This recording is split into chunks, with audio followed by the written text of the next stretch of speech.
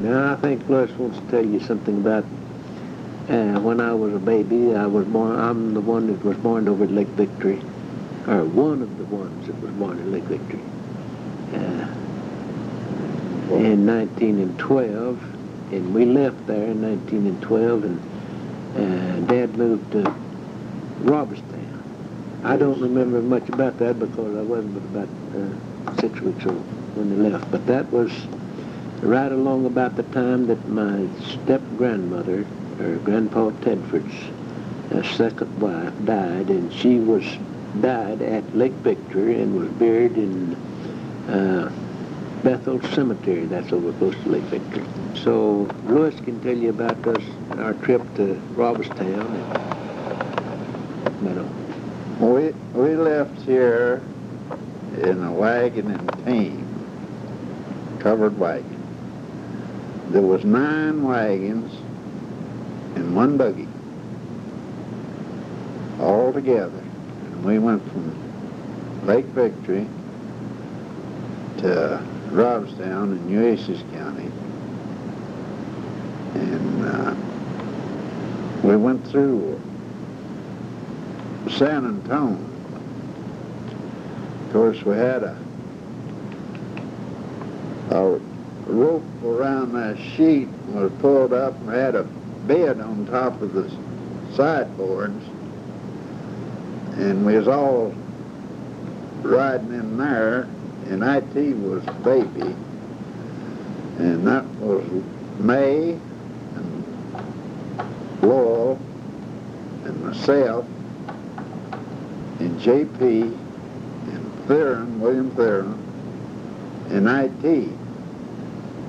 We was all in that wagon laying down there, and part of us, our heads one way and the other part was the other, and then the old nigger kid on the sidewalk, he was just countless. Just like that, if we went Bible, he's pointing his finger at us and counting how many there was. But we had a good time. And there was one family was Watkins, and he had a married daughter, was Jarvis, and one of Dad's brothers married, and Newsoms. And I don't remember whether it was anybody else or not with us, but there was 9 wagons and that buggy. All right, the next one is George Hyman. He's the one that was born in Nueces County, Robstown, or the first one that was born down there in 1918. And he married a girl at Liberty Hill, Veda Lee Gilliam. And they had 2 children. The oldest one was a girl, Rosalie, and their boy was George Henry, named after George.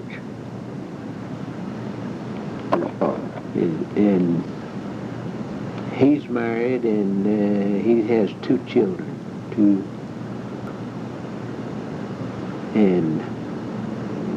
But the girl is never married. George, he lived at Liberty Hill all of his married life, and he worked on the railroad down there, and he married the section foreman's job, boss's section foreman's girl, and worked on the railroad there for a long time. And that's about it for George. The next one was Clarence, and I'll let Lewis tell you about Clarence. You didn't have nothing to say about that. Clarence married Aideen Warwick, and they had 4 children, 3 boys and a girl. Dwayne was the oldest boy, and Jerry was next. And I think they got about 2 children apiece. Jerry, he's got twin girls, And Doris was the other girl, and then the other boy is what's it? Oh. Sometimes I can't even think of my name, but his name was Davy. He's a Beth. He really something. Clarence must have been born in 1919, is that right? 1960. No, not Clarence? Clarence. 1918. 1918. Although you said George was born in 1918. George was born 1916. All right. Clarence was born in 1918. In 1919, we would live at Robstown then. In 1919, well, we went to Arkansas. It's after the big tornado or hurricane that blowed Galveston and Corpus Christi away. And we went to Arkansas, the Queen, and that was in Sevier County. That was where Maggie was born, and we moved there to Arkansas. That's when we all taken the chills and malaria, and we went down there on the Rolling Fork River. And Dad rented a big place down there, a lot of land, there were small fields at the river bottom, and he was going to get rich raising cotton down there. The land was rich enough, probably, but every time he had planted for the river would come down and flood it, and cuckoos would come up instead of cotton. So he went broke down there on that Rolling Fork River trying to crop in 1920. That was where we lived when Maggie was born. The next one is Maggie, the one that was born in Arkansas here. She's Arkansas Hoosier. She married R.L. Cannon, Robert Cannon, at Stockdale. They had 3 boys and a girl. Oldest boy was Earl Lewis. And the girl next was Mary Elizabeth. Mary Elizabeth. And next boy was Earl Lewis. I don't know where they get that Lewis from. And the next one was Robert. I don't know where that name picked up at, but they got both of them from Summers. And that's about all of that gal. All right, the next is Exie. She married Joe Pond at Temple. I don't know what year. They had 10 children. I've tried to name them off. I don't know whether they'd be right. Janet was the oldest girl. And Butch, they called him Butch. His name was Joe D. Pond. And the next one is Pat. We always called him Pat, but his name was Willard Patterson. And Keith, and Darlene, and Florine, and Laureen, and Michael, and Leonard, and Marlene. 5 boys and 5 girls. 4 mothers. And there was a whole bunch of leans in there. I don't know where she got all them leans at. But Lorraine and Darlene, she said she mashed all 3. And Darlene, she left the 4 of them. The 4 young. 4 girls was all lean on the last. Her name was Corrine, and so that, I guess that's where she got her name. Corrine. Een on the back of it.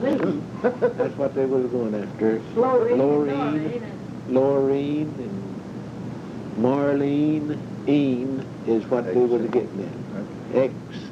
Exie Corrine, Well, now It's all in. they sort of like, look at yours, And look at hers is all ours. and they got a whole slew of them. I don't know who they married, and the baby girl is not married. And this is last time I heard from her, Marlene. This is 78. And this is in 1st of May, 3rd, 4th of May in 78 now. And that's, I don't know who all they married or how many kids they got, but the whole slew of them.